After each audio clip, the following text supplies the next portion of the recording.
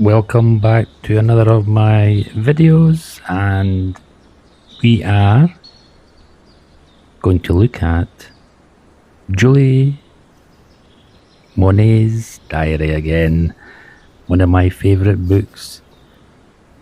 In the year that we're going to be looking at that she put entrance into her diary is the year of 1897.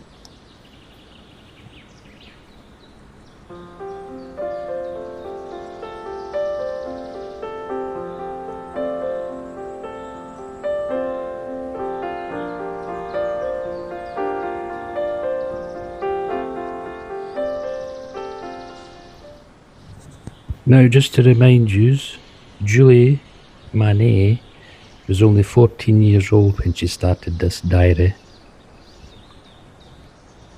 Now, Julie, growing up as she does in the artistic and literary hothouse of Paris in the 1890s, the young Julie is able to describe the everyday life of the impressionist painters and to reveal their often startling opinions with her mother, Berthe Morisot. She is frequently in the company of Degas and Renoir, with whom she sketches and paints, and she visits Monet at Giverny after Berthe Morisot's death in 1895. The year 1897 will read out some of the extracts of that year. Monday, 1st of February. Paul took me into Paris today by carriage. We went to see M. Renoir at his studio. He's working on some delightful guitar studies. A woman in a white chiffon dress which is held in position with pink bows leaning gracefully over the big yellow guitar, with her feet on a yellow cushion. Another canvas is of a man in a Spanish costume who seems to be playing lively tunes on his instrument. The whole effect is colourful, mellow and delicious. Monsieur Renoir was charming, affectionate and likeable as a woman never would be. We stopped at Millie Badou's studio. She is working with a rather nice model and showed us several things, among which were some seascapes with well-painted boats. Freely done, very well drawn. It's quite astonishing for someone of her age to do it. Wednesday, 10th of February. I went to a concert with Paul, and we then went to see Monsieur Degas, who seemed to be in low spirits because of his health. He has something wrong with his lungs, and he must be very careful. There are some lovely things in his studio. He spoke of Madame Mallarme's delightful conversation, then said that these days everyone seems to be a poet. If he goes into a salon where there are some young people and asks one of them what he does, poet is the reply. And another will answer poet to all poets. Remember, he said to us that marvelous phrase of L.P. Fargus, once upon a time there was a young man, so handsome, so very, very handsome, that women expressly wanted him to write. Paul ventured to say that Madame Mallarme disdained woman, but women always think they disdained when on the contrary. Their only concern, they're our cheap problem women, he replied. Thursday, 16th of September. Monsieur Renoir came to fetch us before dinner. We showed him what we had been doing. He told me that my dahlias were good. It gives me great pleasure if he really thinks so. Then he said that my Dina holding the basket was badly drawn, that I should start it again. I had indeed noticed that she was too short, but was simply niggling away at the same canvas. I'm glad Monsieur Renoir has told me to start it again. It helps to have some advice. Monsieur Renoir told me that it was ridiculous not to be able to distinguish what was good from what was bad. In saying my Delilahs were quite splendid, he told me I should leave them turned to the wall for a week, and then I would be able to judge them for myself. It seems to me that I need more and more time to find out how I am doing, and to realize that usually it's badly. What I would really like would be for M. Renoir to give me advice more often. Until now, I was very ambitious. I wanted to have real talent. Now I want only to be more than the young girl who paints fans and blinds. And perhaps, in due course, I won't even have that ambition. The greatest glory isn't a victory.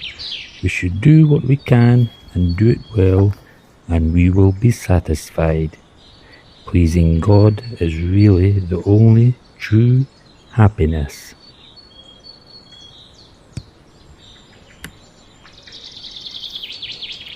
Friday, 17th of September. Monsieur Renoir unbandaged his arm this evening. I was frightened at the sight of all those hairs. How ugly men are.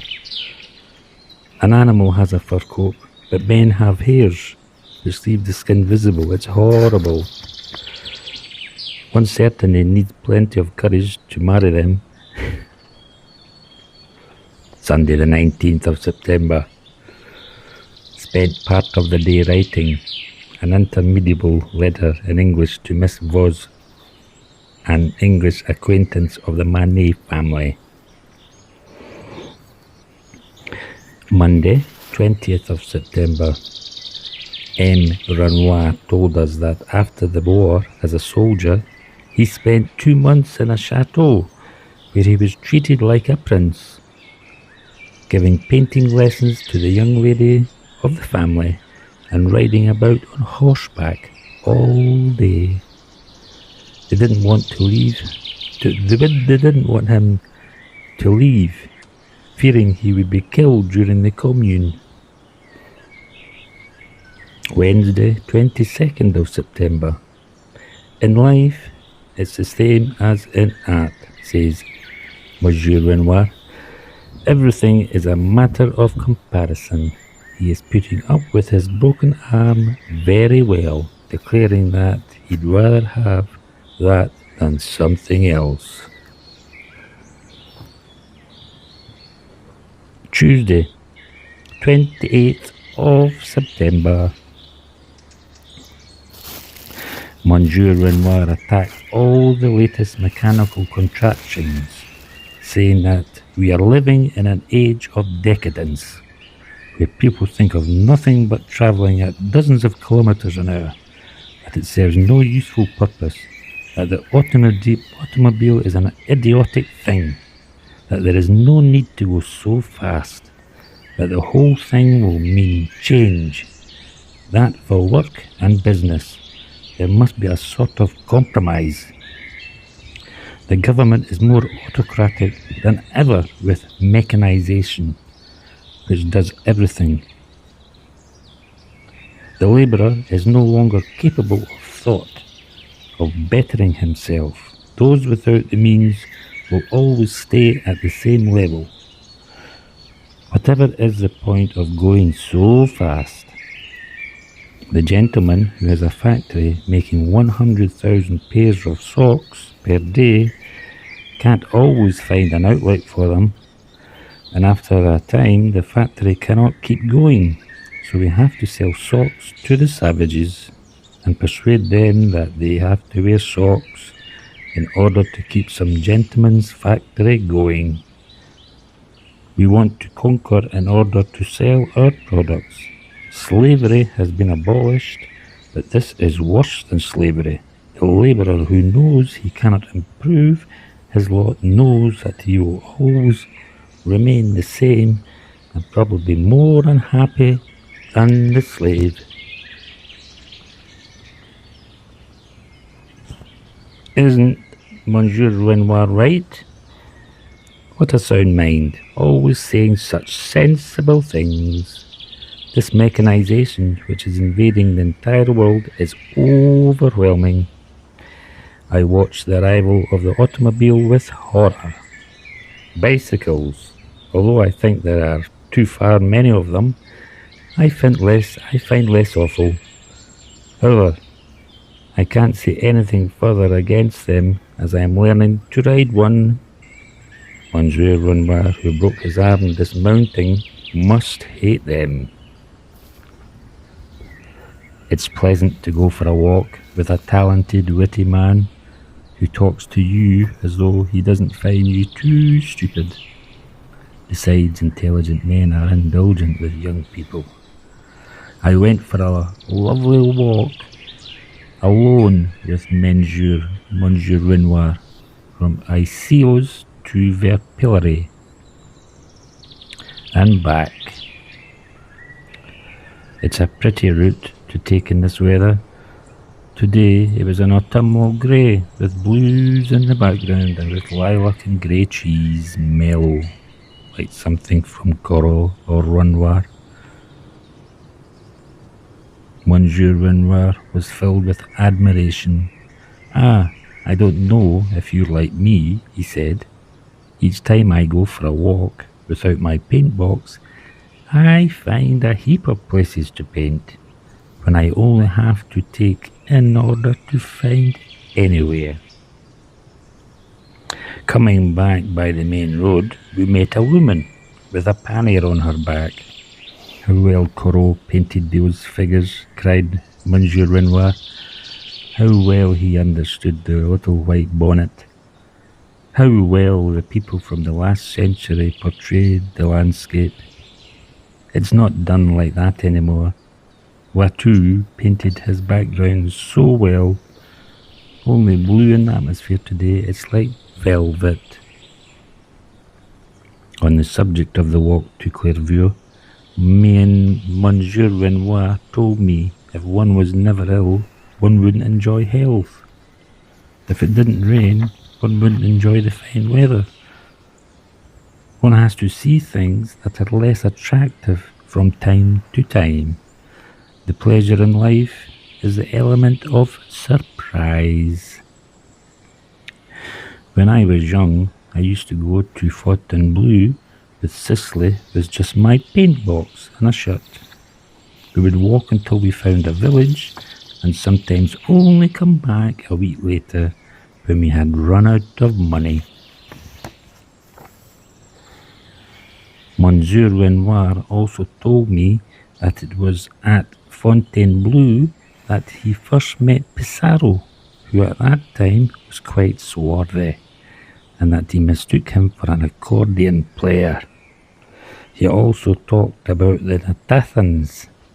Monsieur Renoir said it was very dangerous to support anarchists such as Fenelon, who busy themselves with literature while awaiting an opportunity to throw themselves into politics, and will end up by doing something terrible.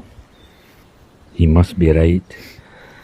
Writers support too many bad causes, whereas painters are of a sounder mind. Pissarro, however, is an anarchist. Right, I hope you enjoyed that little read of Julie Manet's diary that she kept from the age of 14 on the year 1897. Now, there's a lot more that she's written about that month, well, that year anyway, and I'll probably do some more of it on another day, but I think that's enough for today. I hope you've enjoyed it, and we'll catch you in the next one. So, bye-bye for now. Keep on reading the books.